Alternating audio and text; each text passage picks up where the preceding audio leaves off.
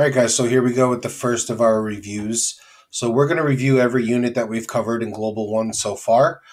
Each unit will get its own kind of prepackaged presentation. So it's going to have the PowerPoint with the notes and some activities and so on and so forth. So the process is going to be the exact same as all the other lessons we've done all year.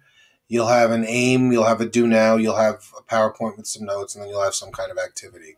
So the lessons are built the exact same way all the other lessons that we've done are built. So nothing you're not used to. So the first aim number we're going to use is R2, review lesson 2. We're skipping review lesson 1 for a reason, and we'll get back to that once we meet again. But we're going to start with R2. So basically, we're going to go over all the big takeaways from the Neolithic Revolution and the River Valley units. So some things to consider before we start are, just rethinking about what are the major changes that take place during the Neolithic Revolution and why is this happening near rivers. So we'll go over some of those. Start the Neolithic Revolution. We know that civilization begins along rivers, and we call that the Neolithic Revolution. So the idea that food no longer controls people. People control the food. So instead of hunting and gathering and following food sources around the land, we are able to settle down in permanent settlements and control the food ourselves. So systematic agriculture and domestication of animals are the two big factors. So this is certainly the most important detail that we have here.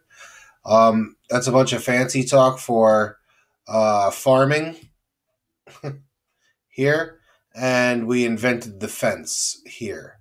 So now instead of picking wild grains and stuff that's growing, we plant it ourselves, and instead of chasing animals around, we just build fences and keep them in one place.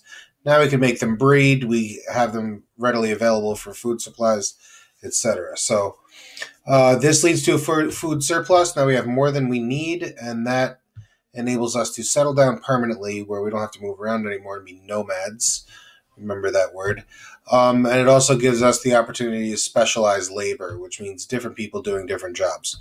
And that is a critical function in society, or else you don't really get a real society without it. So this brings us to the river valleys. Now, we know that the Neolithic Revolution is taking place over a long period of time, and it's taking place in river valleys. So why rivers?